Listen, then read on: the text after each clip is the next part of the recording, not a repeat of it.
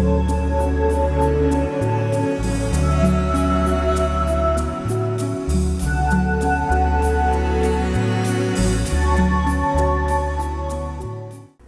été, nous avons eu de la grande visite, une jeune fille de Témiscamingue, Denise Théberge. Bienvenue à Témiscamingue. Bien, ça me fait plaisir de revenir. On vient en ville régulièrement, ma sœur et moi, rencontrer les gens qu'on connaissait, avec qui nous avons étudié, les amis de mes parents, les amis de la famille, des gens au centre hospitalier, c'est pas le centre hospitalier, là, je sais pas le terme exact, là, mais où mes parents sont tous les deux décédés. Qui étaient vos parents? Parce qu'il y a des gens ici qui ne vous connaissent pas. Gilbert Théberge, qui était dentiste, le premier dentiste ici, et qui a vendu sa pratique à Dr Valiquette. Et Aline Théberge aussi, Roberge Théberge, mes parents se sont rencontrés ici en 1942, et ils se sont mariés 2 ans plus tard, en 1944. Mon père était venu ici temporairement pendant la guerre pour être dentiste parce que c'était une ville fermée. Alors il se disait, je ne suis pas obligé d'acheter de l'équipement, puis pas faire mes paiements et être en Europe à la guerre. Il a rencontré ma mère et ils sont restés ici pour quelques années, mais finalement, ça a été 60 quelques années. Ils sont décédés ici tous les deux au centre, je ne sais pas dire communautaire, mais au CLSC, en hébergement. Puis nous, on est en tout cas éternellement reconnaissants des soins qu'ils ont reçus ici, mes parents. On y va régulièrement rencontrer. On s'en va là, justement, après la visite ici au centre, voir le personnel qui a pris soin d'eux. Donc, vous avez été élevé ici, vous avez fait vos études. J'ai été élevée ici, j'ai fait mon primaire secondaire ici, ensuite j'ai quitté à l'âge de 16 ans, alors ça fait déjà quelques années pour mes études à l'Université de Montréal. Et on est revenu ici toutes les années, sauf j'ai été 5 ans en Californie, là, où on étudiait, mais à part ça, on venait régulièrement, plusieurs fois par année à Témiscamingue. Et vous avez eu des enfants? Oui, j'ai eu un fils. Un fils? Oui, plusieurs personnes dans le village connaissent, qui est François, qui a maintenant 34 ans. C'était le premier fils, petit-fils ou petit-enfant de mes parents. Et à 21 ans et demi, François, qui était en 3e année à l'Université polytechnique, a eu un accident d'automobile avec un coma qui a duré 10 semaines. Et il y a eu 4 ans et demi de réadaptation. Et là, ça fait 8 ans et demi qu'il est autonome, partiellement autonome, avec aide, là, mais qui vit seul en appartement. Et là, il s'est acheté un loft dans le vieux Montréal, près du marché à Water. Il vit avec aide, par contre. Avec aide, parce qu'il y a des séquelles. Il y a des séquelles importantes de coma. On ne peut pas avoir de coma sans avoir des séquelles, ne serait-ce que quelques heures. Alors lui, il a eu 10 semaines de coma profond. Il s'en allait en hébergement. Ça donnait que c'était près de Noël, et le physiatre, Dr Simon Tinaoui, qui a écrit la préface du livre, qui était le physiatre de François, on était très privilégiés. Comme ça, il nous disait, après les fêtes, on va penser à l'hébergement. On va, avec la travail sociale, envoyer François en hébergement, vu qu'il n'y a pas de changement, et ça fait presque 9 semaines et demie à peu près. Et la veille de Noël, François nous a donné signe de vie. Et là, on s'est lancé sur lui, là, à le stimuler. Parce qu'on avait, à cette époque-là, nous fait une demande de cessation de traitement. Et la demande est dans le livre, là, justement. Ça, j'ai hésité beaucoup. Ça a pris du temps avant que j'accepte de mettre cette lettre-là. Je l'ai mis en annexe, même, j'ai pas de la mettre dans le livre. Parce que vous êtes venu parler de votre livre, mais il y a eu une décision avant de décider de faire un livre. Oui, en réalité, j'ai jamais décidé de faire un livre. C'est ça, là, vous êtes... Non, j'ai jamais décidé de faire un livre. Moi, je suis professeure de formation, infirmière professeure. J'enseignais en tout cas, au cégep à l'université, mais j'ai toujours été dans l'éducation. Et je ne sais pas si c'est qu'est-ce qui m'a poussé à ça, mais quand François a eu son accident, j'ai pris beaucoup de notes à partir de ce jour-là. De temps en temps, je dis que c'était passer le mariage sur mon clavier au lieu de sur mon mari, mais j'ai écrit beaucoup de notes tout au long de cette adaptation. J'avais presque je dis 350, là, mais je m'en avais 475 pages. Parce que quoi, vous de texte. l'accompagnez dans sa réalisation. Tous les jours, presque j'écrivais en phase aiguë, lorsqu'il était 3 mois à Sacré-Cœur dans le coma. Là, je parlais beaucoup de mes émotions, de mon vécu, d'attendre des heures et des heures et des heures et des heures pour que... Je dis que les minutes sont longues quand on attend à journée longue, quand notre fils se réveille puis qu'il ne s'éveille pas. Quand le téléphone sonnait, tu dis toujours « Ah, c'est eux qui appellent pour me dire « Ah, il y a eu quelque chose, mais il y avait rien. » Et j'ai beaucoup écrit comme ça. Après ça, il y a eu la phase, il est allé 9 mois à l'Institut de réadaptation quand il s'était... Oh, il y a eu une demande de cessation de traitement avant ça. Comme ça. Et ils ont accepté la demande, mais ça a pris 6 semaines. Alors là, ils ont laissé François ils l'ont mis dans une chambre privée. Et, il était très mal en point. On le voyait presque 20 heures sur 24. Là. Il était mourant, mais il n'est pas décédé. On avait demandé des soins palliatifs, rien de curatif, que le confort, parce que là, on trouvait qu'il y en avait eu assez, puis qu'il n'y avait pas d'espoir. Et tous les neurologues, les neuropsychologues et le physiatre nous disaient qu'il n'y a pas vraiment d'espoir, François. Alors, ils ont accepté de nous rencontrer pour une demande de cessation de traitement, ce qui s'est fait très rarement. C'était assez inusité. Et moi, en tant qu'infirmière, j'avais beaucoup d'étudiantes, d'infirmières qui étaient à Sacré-Cœur à ce moment-là, parce que j'ai enseigné au Cégep Montmorency à Laval, alors c'était juste de l'autre côté de la rivière. Alors, il y avait beaucoup de personnel que je connaissais. Puis, ils nous ont accompagnés vraiment dans cette demande-là. Ça doit être difficile de prendre cette décision-là. En effet. Puis ça, c'est très bien décrit dans le livre. L'éditeur, je vous conterai un peu comment c'est arrivé, parce que moi, j'écrivais pas du tout pour ça. Mais, quand on est venu à l'édition, l'éditeur m'a demandé « Il faut que tu étoffes ça, Denise ». Et les thérapeutes aussi m'ont demandé, parce que c'est ça qui faisait un peu la richesse un peu de ce livre-là, d'être capable de parler de choses dont les gens ne veulent pas parler. Les émotions. Les émotions, de laisser aller son fils aussi. Ça, c'est pas toujours évident. Puis même, j'ai encore le moton, là. Pas j'en parle trop, parce que les larmes vont se mettre de laisser aller. Des fois, c'est aimer. Mais c'est ça.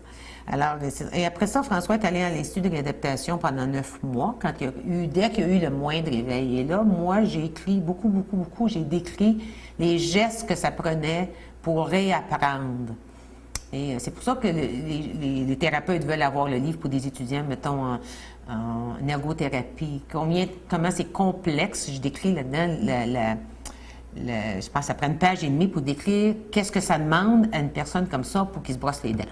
Parce qu'il s'assoit devant l'évier puis il ne fait rien. Il faut que tu décortiques chaque geste. Puis si tu en oublies un, parce que là, je lui ai dit, mets ta pâte à dents. Si je lui ai pas dit d'enlever le capuchon, il ne l'enlève pas. Alors, tous les gestes sont décortiqués. C'est que j'ai décrit beaucoup de ça. Alors, il a passé 9 mois là. Et quand il a commencé un peu à venir à la maison, tous les dimanches soirs, je le ramenais. Et là, je faisais des rapports les fins de semaine.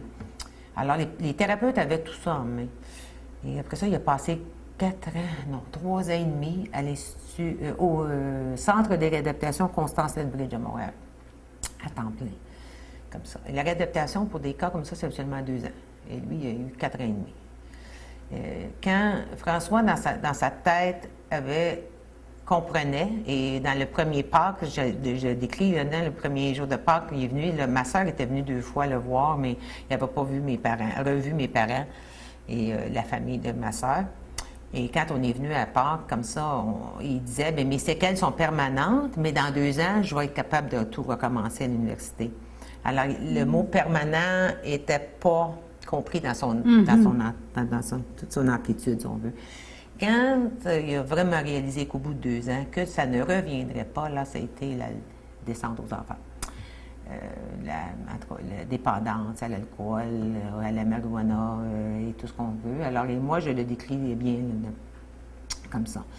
Et après, lorsqu'il a fini sa réadaptation, parce que François voulait absolument quitter la maison, il voulait vivre de façon autonome, parce qu'il a eu son accident à 21 ans et demi. Il avait travaillé 2 étés à Londres, il avait été autonome Il habitait chez nous, parce que, bon, on habite Montréal, mais il était parti 4 mois 2 fois. Alors, il voyait sa vie autrement que de toujours vivre avec ses parents. Et c'est pour ça qu'ils ont tant poussé là, pour lui aider. Il est parvenu au bout de 4 ans, plutôt. Et là, ils ont fait un autre 6 mois et là, ils ont établi avec un éducateur spécialisé un suivi hebdomadaire, 2 fois par semaine, avec les parents pour le suivre. Est-ce que ça faisait partie un peu, on va dire entre guillemets, de sa guérison, de faire une séparation avec vous, d'être autonome, de vous aussi que vous lâchiez prise un peu? Il sentait peut-être comme un boulet, donc en étant, regarde, ça c'est une partie de la guérison. Oui, je pense que s'il y avait eu 13 ans ou 15 ans, il n'y aurait pas eu cette optique-là. Ouais, ce sont des expériences antérieures qui ont fait, parce qu'il était 21 et demi, il restait 16 mois à l'université. Alors, il voyait déjà faire autre chose, partir, comme ça, il partait les étés. S'il avait eu 18 ans, il n'aurait peut-être pas eu tout à fait la même vision, là. Alors, et évidemment, quand il a commencé à consommer trop de pot puis tout ça, avec les centres de réhabilitation, il a mis beaucoup de limites. Ça n'a pas fonctionné là, nécessairement. Et là, mais c'était les chicanes. Alors, il aimait mieux pas être à la maison. Parce que là, s'il s'en allait à la maison, il pouvait consommer. Et je dis là-dedans, le premier soir qui est arrivé, quand je lui ai téléphoné, qu'est-ce que ça fait? Il est allé prendre une bière et un joint. Alors, bon, c'était ça. Là, ça va mieux de ce côté-là, mais c'est pas parfait, mais c'est beaucoup, beaucoup mieux. Comme ça. Alors,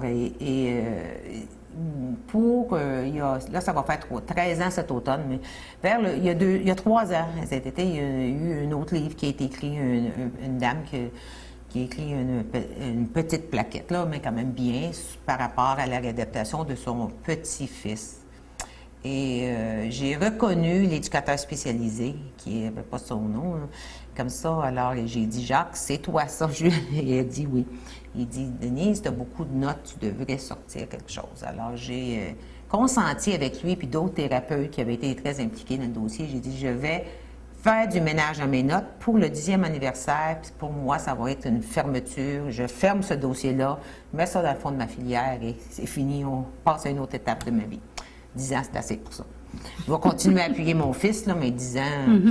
Et j'ai fait ça et je l'ai donné à des thérapeutes de l'Institut de réadaptation et de Lethbridge et l'éducateur spécialisé. Il y en a 4. Et suite à quelques petites rencontres que j'ai eues, des conférences, j'ai fait partie de projets de recherche et tout sur le trauma, il y a eu des offres de publication. Et là, j'étais pas prête à ça encore. Et à un moment donné, les thérapeutes en ont parlé entre eux parce que j'aurais demandé de ne pas le divulguer, copie papier ou copie courriel, mais ça ne leur empêchait pas d'en parler. Je n'étais pas défendue d'en parler. Alors, j'ai pris contact, ceux qui demandent de l'éditeur Marcel Broquet, qui me dit, écoute, ça serait intéressant si on avait l'appui de l'Association des traumatisés crâniens et d'un physiatre reconnu. Et François s'est donné que c'était le Dr Simon Tinaoui, qui était maintenant au Montreal General et à Constance Lethbridge, qui est très, très connu dans le milieu, mais très, très respecté. Il a été une dizaine d'années sur le conseil d'administration de l'Association québécoise et tout. Alors, quand je lui ai pris contact avec lui, il m'a dit, Denise, on attend ton livre. Alors, je dis, oh, il en avait entendu parler à diverses instances, qui avaient des notes intéressantes au niveau pédagogique surtout, parce qu'il y a des gens qui ont raconté leur histoire et au niveau des émotions, au niveau pédagogique pour les étudiants. Là, ils l'utilisent avec les étudiants en médecine, en ergothérapie, en physiothérapie, est-ce que c'est fait seulement pour... Est-ce que monsieur et madame tout le monde peut le lire? Oui, OK. Oui, c'est un langage. Donc, c'est pas seulement pour l'éducation auprès des travailleurs? Non, puis dans la préface, il le dit très bien. Je peux pas dire que c'est vulgarisé, là, mais c'est vulgarisé. Là. C'est pas un livre harlequin, mais c'est quand même... Ça se lit bien. Donc, comme ça. Pour toutes les notes que vous aviez... C'est qu'est-ce que vous ressentiez, vos émotions? Beaucoup d'émotions, beaucoup de faits. De faits le travail, réels. Ça. Comme dans l'annexe B, je parle, à un moment donné, j'ai comme réalisé en lisant ces notes-là, parce que j'ai fait des copies de ça. Et là, à mesure que j'éliminais, à mesure que c'était comme pas utile ou que j'en avais déjà parlé, et là, je commence à regarder ça.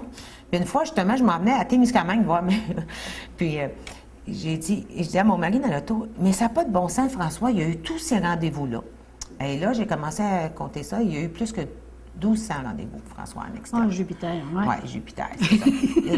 Et le personnel de réadaptation, lors du lancement, quand j'en ai parlé, une infirmière, entre autres, une qui était à la demande de cessation de traitement avec nous, j'ai dit, combien tu penses que François a eu de rendez-vous en externe? Oh, j'ai dit, mais elle a dit 250. Non, j'ai dit, mais 500, non, 12, plus que 1200.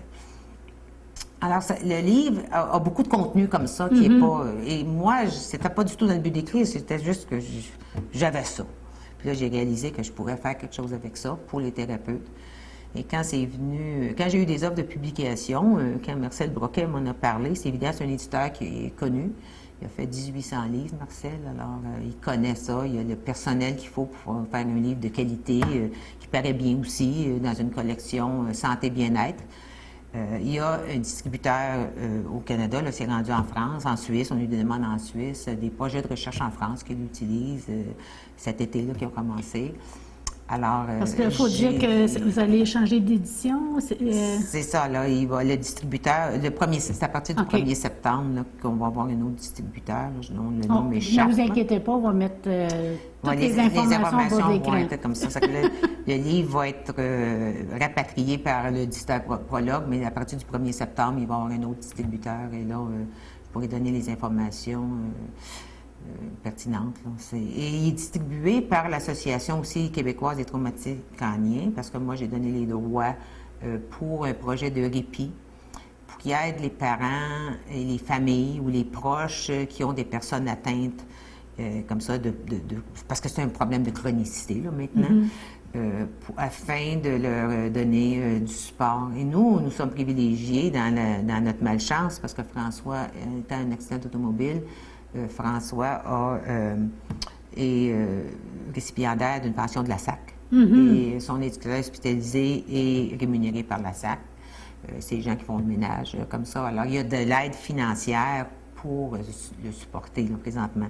Ceux qui ont une rupture d'anévrisme cérébral, un accident vasculaire cérébral, autre chose, qui ont simplement un accident, en faisant du ski, puis se frappant la tête sur un arbre, un accident de bicyclette, qui ne s'est pas sur la route, n'ont pas ces privilèges, non. Alors, l'Association québécoise, la section de Montréal, a un projet de répit, là. Et là, moi, je travaille justement sur ce projet-là, là, je suis au conseil d'administration de l'association. Ce livre-là peut aider ceux qui étudient en traumatisme crânien. Mais est-ce que ça peut aider les aidants naturels? Parce que, oui, OK, on parle de la personne, c'est certain qu'elle a du travail à faire, celle qui a eu le traumatisme, travailler à retrouver tous les petits gestes quotidiens ou quoi que ce soit. Mais les aidants naturels qui sont à côté, est-ce que ça peut leur aider? Présentement, ce qui m'est dit, raconté, moi, parce que là, je sais pas, il faut que je sois objective. Quand ça a été présenté au Dr. Dinaoui, il m'a dit qu'il voulait l'avoir pour ses étudiants en médecine, puis même au soir du lancement, j'en parlerai tantôt, il a dit faut que ce livre-là soit utilisé pour les étudiants en physiatrie, là, en réhabilitation. Moi, comme je raconte comme ma vision des choses, bien, moi, je suis une proche. Et justement, l'infirmière-chef à Sacré-Cœur sur le département de neuro me demandait, juste il y a 2 ou 3 semaines, Denise, est-ce que tu penses que tu donnerais ce livre-là tout de suite, rendrais ce livre-là disponible pour les parents en phase aiguë? J'ai dit, je n'ai pas la réponse à ça, moi. Il y a des gens qui m'ont dit oui, il y a des gens qui ont dit non. Je pense que c'est individuel, mais pour moi, ce serait encore plus utile, je pense, quand la phase aiguë est passée, là, mais... quand on lit des choses en phase aiguë, moi-même, comme infirmière, j'ai eu une petite plaquette bleue là, de la SAC qui est très, très bien faite. Tu lis ça, mais ça ne veut pas dire que tu l'absorbes. Oui, c'est ça, parce que vous n'êtes peut-être pas en état de l'absorber. C'est ça. Comme François disait, mes séquelles permanentes, il disait ça à ses grands-parents, le premier Pâques qui est venu ici, à la famille, mais mes séquelles permanentes sont, bien, dans 2 ans, je vais y avoir surmonté mes séquelles. Alors, mais c'est clair que ça raconte beaucoup le vécu d'une famille. Parce que ça change le vécu. Entre autres, dans plusieurs facettes du vécu, c'est que ça touche les proches. Et quand j'ai pris contact avec l'association provinciale, parce que l'éditeur voulait bien, parce que pour lui, c'est important, c'est un livre. Pour avoir une crédibilité, c'est difficile. Comme je lui ai dit, il y avait, lui, dans la collection Santé-Bien-être, traduit les livres de la clinique Mayo sur l'hypertension, le diabète, l'hypertrophie de la prostate, je crois, je ne m'appelle plus. Alors, et là, évidemment, les associations provinciales se sont emparées de ces livres-là pour en faire la promotion. Mais j'ai dit, moi, là, je suis une mère. Comme j'ai dit, des fois, il y a une petite mère. Là, je comprends que je suis infirmière professionnelle et pédagogue, là, mais là, il y a eu beaucoup d'appui des thérapeutes, physio, travailleurs sociaux, éducatrices spécialisées, éducateurs spécialisés, projets de recherche, une chercheure à l'Université de Sherbrooke, une chercheure à l'Université de Montréal, et chercheurs en trauma crânien. Ça a donné beaucoup d'appui. Et là, le directeur général de l'Association provinciale de traumatisme crânien m'a dit cet automne, Denise, ça fait longtemps qu'on attend ça, j'en ai entendu parler, mais je n'avais pas le droit de le voir, personne ne me l'a montré. Et il avait à peine lu, à peine regardé, il m'a dit, on va faire le lancement le 18 mai, parce que c'est la semaine des traumatismes crâniens, mais c'est la journée provinciale des traumatismes crâniens. Je lui ai dit, mais moi, je n'ai pas décidé de publier encore. Je n'avais pas signé de contrat. Il m'a parlé de ça en novembre. J'ai pu le signer à la fin janvier seulement. Qu'est-ce qui vous retenait? Je dirais l'orgueil, peut-être. L'orgueil? Je dirais l'orgueil. C'est quoi l'orgueil? Je n'ai pas dit l'orgueil. L'humilité. D'avoir l'humilité d'étaler ta vie, ton vécu. Et les faiblesses, peut-être? Parce que des fois, on doit sentir impuissant. Oui, non, mais non, pas les faiblesses, non. Je pense que les gens voient ça comme des forces plus que des faiblesses, mais juste de... Et surtout, quand tu parles de mon fils, c'est pas toujours un ange, là. Alors là, tu regardes ça, tu dis, faut-tu que tu aies étalé ça sur la vie publique, que ton fils prend trop de potes? Parce que lui, la marijuana, comme je vous dis, il est cheap date, là. C'est pas dispendieux à pacter. Il prend un petit peu quelque chose, il commence à prendre une bière, puis il commence à avoir de la misère. Alors, tu as besoin d'étaler ça, mais des fois, il faut que ça se dise aussi. Mais oui, parce que c'est vraiment Dr. Tinaoui puis M. Mitchell, le directeur général de l'Association provinciale, qui m'ont comme convaincu, parce qu'il y en avait déjà 6-7 en arrière de moi qui disaient, oui, c'est intéressant, mais c'est pas intéressant, vous l'avez, là, vous n'avez pas besoin de mettre ça plus ou moins que ça, moi. Vous l'avez, là. Vous le savez, vous, je vous l'ai donné. Mais qu'est-ce qui vous dérangeait? C'est les émotions de la rage, les passages d'une étape à un autre? Mais il y avait ça, puis peut-être l'effort de retaper le tout aussi. OK. Il y a ça aussi, l'effort de retaper le tout. Quand tu regardes ça, tu te dis, oui, mais il faut aussi faire un effort pour mettre ça dans améliorer la langue. Puis, il y a beaucoup de détails. C'est comme écrire une thèse, un peu. Là, tu dis, il faut t'assurer les titres, il y a un ensemble de choses à faire. On a été révisé 12 fois, puis la 12e révision, à 2, il nous a pris 250 heures. Qui vous a aidé à choisir? Parce que j'imagine que pour vous, vous disiez, bon, est-ce que je dois tout décrire, cette partie-là? Est-ce qu'il y a quelqu'un qui vous accompagnait? Non, pas vraiment. Non. Moi, je l'ai écrit pour les thérapeutes, les 4. Comme il y a 3 ans, à l'automne. Mettons, en novembre, à peu près. Là, j'ai donné à peu près. François, c'est le 16 octobre, là, mais mettons, j'ai abouti ça pour les fêtes, là, il y a 3 ans, 2 ans et demi. J'ai eu du feedback un peu là, à ce moment-là. Regarde, ce serait intéressant, tu développes ça plus. Il y a des parties où je ne voulais pas refuser quand il me demandait la demande de cessation de traitement, de mettre la lettre. François, il y a une lettre de menace de suicide que je ne voulais pas mettre. On m'a demandé de mettre la lettre, de faire une photocopie de ça. J'ai dit, il n'y en a pas question, ça. Mais finalement, j'ai accepté de l'écrire. Il y a des choses que tu ne veux pas comme partager, et comme ça. Alors, eux m'ont demandé, ils m'ont donné un peu de feedback, mais pas beaucoup, puis pas suffisamment en réalité. Que là, j'aurais dit, je ne veux pas juste me faire dire que c'est bien. Ça me prend quelqu'un pour me critiquer. Et moi, je suis professeure, c'est quand tu critiques un travail, j'ai des étudiantes à l'université, là, maintenant. Ben non, mais tu sais, j'ai un travail à l'université, l'étudiante m'envoie un travail, je suis en périnatalité. Alors, elle m'envoie quelque chose, elle s'attend à avoir du feedback, elle ne veut pas avoir une note 9 sur 10. Non. J'y donne 9 sur 10, elle veut quand même avoir du feedback. Elle veut avoir des commentaires. Puis elle aimait ça parce qu'il disait, tu nous commentes, tu t'expliques pourquoi tu donnes cette note-là. Le pourquoi. Alors, et les thérapeutes n'ont pas été... peut-être très généreux à ce niveau-là, là, parce qu'ils étaient contents d'avoir le document. Il y a un chapitre sur les séquelles et les impacts où j'ai fait un abécédaire et ça se trouve être répétitif, là, comme ça. Puis ils attendaient ça parce qu'ils ont dit ça va être intéressant pour nos étudiants. Ça va les stimuler, j'ai fait un abécédaire des séquelles, puis après ça, des forces que ça prenait pour passer à travers des choses comme ça. Et les thérapeutes n'ont pas été très, très critiques. Même Dr. Tinaoui ils ont été très généreux. Le commentaire. Quand je leur ai demandé un peu plus, j'ai dit, j'aimerais ça, j'ai besoin de votre feedback, moi, pour si je vais continuer ce projet-là. Puis... parce qu'eux voyaient un outil de travail, peut-être. Eux étaient contents d'avoir quelque chose d'aussi étoffé. Étoffé sur l'ensemble des phases aussi. Des fois, ils ont quelque chose juste une phase aiguë ou la phase d'adaptation. Moi, ça part de ça jusqu'à la chronicité. Comme le dernier annexe, je décris ce que François, dans un an, a besoin comme aide. Qu'est-ce qu'il fait seul? Qu'est-ce qu'il fait pas seul? Qu'est-ce qu'il a besoin d'aide? Où il a besoin de rappel souvent? Puis toutes les petites folies qu'il a fait dans toutes sortes de petites folies, là, comme ça. Alors, ça donne une image, ça, comme son éducateur, Jacques Lamontagne, me dit, Denise, quand moi, je fais de la formation, quand j'ai quelqu'un qui m'accompagne, puis que je dis, garde, là, quelqu'un comme François, c'est ça que ça prend. C'est ça, lui. Quelqu'un d'autre, ça va être autre chose, mais on ne peut pas s'imaginer que ça demande autant de suivi que ça. C'est pour ça, votre père, vous disiez que peut-être que les aidants naturels, c'est peut-être trop pour eux? Non, parce que les aidants naturels ont à composer avec ça. Oui, c'est ça, parce qu'ils n'ont besoin, tant qu'à moi, là. Ils sont dedans. C'est ça. C'est de là que vous n'aviez pas d'informations si pour eux, c'était correct? Bien, moi, j'étais aidante, déjà. C'est ça.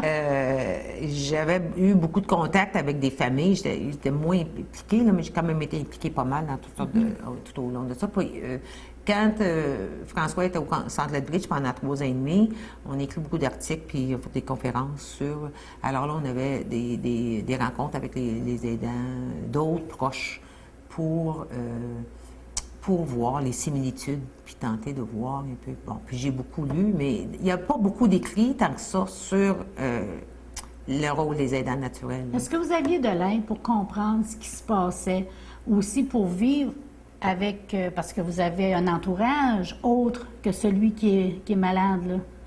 Vous avez votre vie familiale qui change, votre vie professionnelle aussi, parce que vous êtes obligé de faire des choses. Est-ce qu'il y a quelqu'un qui aide, vous pouvez chercher de l'aide? Est-ce que vous en avez eu suffisamment? Est-ce qu'il y a un manque de ce côté-là? Pas pour les récipiendaires, les gens de la SAC. OK. Les gens de la SAC, j'ai eu plus d'aide, je veux dire, pas que j'en avais besoin, là, mais j'ai pas utilisé tout ce que j'aurais pu avoir, là. Pourquoi? Okay. Bien, premièrement, parce que moi-même, je suis professionnelle un peu comme ça, même si c'est pas la même chose. Je suis en périnatalité, je travaille avec le deuil périnatal, je suis dans mon rôle d'infirmière clinicienne spécialisée, ça touchait quand même des choses comme ça. C'est pas pareil le vivre que d'être d'une part. Mon mari n'était pas si ouvert que ça à avoir de l'aide, lui. Okay. Alors, lui, moi, je fais les choses, mais moi, je m'occupe de ma façon. Je cope, si on peut dire le coping à sa façon. Comme ça. Est-ce qu'il n'y a pas danger dans ce cas-là de se fatiguer beaucoup plus, avoir, à un moment donné, un manque d'énergie? Qu'est-ce que vous donneriez comme conseil à des gens qui sont dans la même situation? Aller chercher de l'aide, plus d'aide? Aller chercher de l'aide ou aller chercher, moi, ce que je dis, c'est aller chercher une façon saine un bon mécanisme de coping. OK. Pour moi, j'ai des chevaux, c'était l'équitation. J'allais faire mes chevaux, là, c'était l'évasion, si on veut. Je revenais, puis après ça, mais là, ça donne de l'énergie. C'est certain, je venais d'un milieu où on avait tous les deux un bon travail. J'ai arrêté de travailler 6 mois, peut-être pas 6 mois, mais 3-4 mois, là, 5 mois. Quand il était en phase aiguë, puis au début, à l'Institut de réadaptation. Après ça, j'ai travaillé à demi-temps. Comme ça, dans l'enseignement, j'avais l'été, là. Alors, c'est pas tout le monde qui peut faire ça, là. Ça, c'est un privilège, là, comme ça. Et comme je dis toujours, il faut trouver des mécanismes pour être capable de voir ça d'une façon saine. Sinon, on peut tomber, nous aussi, dans l'alcool, dans le pot. Moi, je suis tombée des chevaux. Mais c'est ça, là, ça c'est important. Puis je pense que comme professionnel, mais c'est ça que je travaille avec mes étudiants, c'est ça que tu travailles avec ta clientèle. Moi, mettons, en deuil périnatal, ou quand il y a, c'est ça, des parents perdent un bébé, c'est dramatique, ça aussi. Hein? Puis il faut qu'ils trouvent des façons de gérer cette peine-là d'une façon, je dis, saine, pour éviter eux aussi de tomber, parce qu'il y a beaucoup qui peuvent sombrer, disons, dans l'alcool ou des choses comme ça. Alors, il y avait un peu des deux, mais je pense que aussi quand on vient de milieu, en guillemets, quand même, on est quand même assez favorisés. On a un bon travail tous les deux. Si tu es plus démuni financièrement, c'est pas tout le monde qui peut arrêter de travailler ou 6 mois, qui va avoir, ou bien qui va avoir un congé de maladie. D'autres crises. Ça crée des crises financières, entre autres. Quelqu'un qui a d'autres enfants aussi. Oui. Comme ça, ça m'a créé beaucoup de stress sur la famille. Mon mari dit toujours, on est chanceux d'en avoir juste un, parce que mais à l'âge qu'il avait, les autres auraient été assez vieux. Là, mais si ça arrive à 13 ans, puis que les enfants de 7 ans puis 10 ans, ça aussi, là, c'est quelque chose. Puis ceux qui ne sont pas de la SAC, nous, la SAC, c'est clair, c'est certain que c'est tout un service, toute une assurance. En tout cas, Mme Théberge, et Denise Théberge Osselet, je viens de voir ça sur le livre. Ici, c'est Théberge. Oui, ici, c'est Théberge, c'est ça qui arrive. Comment le combat de mon fils traumatisé crânien? Je pourrais dire aussi, peut-être, juste l'Association québécoise des traumatisés crâniens, j'aurais donné le livre, j'en ai acheté, c'est eux qui les vendent, là. Et comme ça aussi, et ils ont fait le lancement, la journée provinciale des traumatisés crâniens, qui est le 18 mai. Ça a été fait à cette date-là, parce que c'était la journée provinciale, tout en sachant que la publicité se ferait à l'automne seulement, là, parce que l'été, c'est dans les milieux de santé, c'est vraiment pas l'éducation, la même chose. Là. C'est pas le temps là, de faire ça. Alors, là, une tournée promotionnelle cet automne, et ils ont fait le lancement à l'Observatoire de la Tour du Stade olympique de Montréal. Il y avait 200 personnes de capacité et ça a été rempli en ayant refusé beaucoup de gens. Alors, il y avait évidemment de la famille, les amis, mais beaucoup de thérapeutes, de centres de réadaptation, de milieux aigus et des associations, des autres associations dans la province et du regroupement des associations provinciales de traumatisme crânien. Alors, eux, je leur ai donné le livre pour qu'ils puissent en faire la distribution afin de mousser les fonds de leur fonds de répit. Je vais juste ajouter ça. En tout cas, merci beaucoup. Non seulement c'est monsieur et madame, tout le monde qui peuvent lire ça, c'est les familles qui subissent, hein, parce qu'on subit les conséquences de ça. Mais aussi, c'est bon parce qu'en région éloignée, on a certains services, mais ça peut aider quand on a quelqu'un qui a un traumatisme crânien dans l'entourage. Je pense qu'une problématique comme ça, finit par toucher ce qu'on appelle la chronicité. J'en parle un peu, là. Et moi, à l'Université du Québec, j'ai été intéressante parce que ma spécialité, c'est la périnatalité. Quand j'ai pris ma retraite du collège, je voulais quand même faire quelque chose. J'ai dit, je vous trouverai autre chose. Et là, j'ai eu un appel de l'Université du Québec pour faire un stage en chronicité. J'ai dit, bien, moi, je ne suis pas dans la chronique, je suis au bout du... Mais... à cause de l'expertise que j'avais développée un peu avec François puis à l'Institut de réadaptation et tout. Je pense que quand on parle de chronicité, ça touche une problématique comme ça, touche un ensemble de personnes qui ne sont pas nécessairement uniquement le traumatisme crânien. Dans ce sens-là, ça touche, on peut passer à la sclérose en plaques, le Lou Gehrig's, plein, et même, et encore plus similaire que ça et qui est très, très prévalent, c'est les AVC. Oui. Alors, j'ai rencontré justement récemment quelqu'un qui un léger AVC et il disait oui, mais j'oublie, faire répéter. Alors ça, on en parle un peu là-dedans. Faire répéter les mêmes choses et ça, c'est très, très prévalent, surtout chez les personnes un petit peu plus âgées, moins chez les jeunes. Rupture d'anévrisme. Ça arrive chez les jeunes, ça aussi, mais chez les AVC, les personnes qui ont subi un AVC, ils vont retrouver des choses là-dedans. Ils vont dire, ah oui, hein, ils demandent la même chose. Demain matin, quand l'heure l'autobus va venir me chercher, là, puis ils vont demander ça 10 fois dans la soirée. Là. Oui. On vient de le dire, puis ça ne rappelle pas. Là. C'est vrai que ça touche beaucoup. Ça touche beaucoup. François, lui, n'a pas eu beaucoup de problématiques de mémoire, en réalité. Sa mémoire à court terme et à long terme est excellente. Il ne peut pas emmagasiner beaucoup, mais il a très bonne mémoire. Ça. Et si je lui dis, quand on est venu à Témiscamingue, on a vu, puis là, il va dire, Monsieur Philippe Barrette, le maire, puis Monsieur Untel, puis Monsieur Untel. Il a très, très, très bonne mémoire de tout ça. Puis tout ce monde-là, il va venir, il se rappelle de tout. Ce qui n'est pas le cas dans les traumas crâniens. C'est plutôt rare. Il était chanceux de ce côté-là. Donc, en tout cas, merci beaucoup de votre présence. Ça m'a fait plaisir. J'imagine que là, maintenant, les gens, quand ils vont vous rencontrer, ils vont vous parler du livre. Ah, ça se peut, je ne sais pas. Ils vont parler de Oui, François. moi, je suis pas mal certaine. Oui, parce qu'il y a beaucoup de gens dans la ville qui ont connu François, par mes parents aussi, et les amis de mes parents, comme ça. Et quand François a eu les premières sorties qu'il a fait, c'est à Témiscamingue. Bon. Il est venu à Pâques en 1999 voir ma soeur Lorraine qui est ici, mais sa famille, mes parents. Et comme je vous disais tantôt, mon père était à ce moment-là au centre d'hébergement et François essayait d'aller voir grand-papa, mais il ne se rendait pas.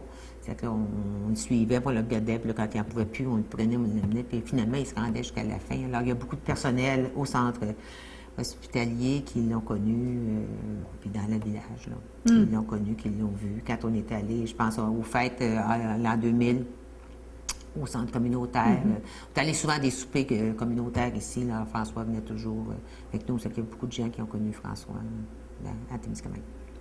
Bien, merci. Ben, ça m'a fait plaisir. C'est diffusé au mois de septembre. On vous souhaite un bel été. Un bel été. Vous aussi, parce que merci. Ça arrive au cours de l'été. Merci encore. Merci. Merci à vous.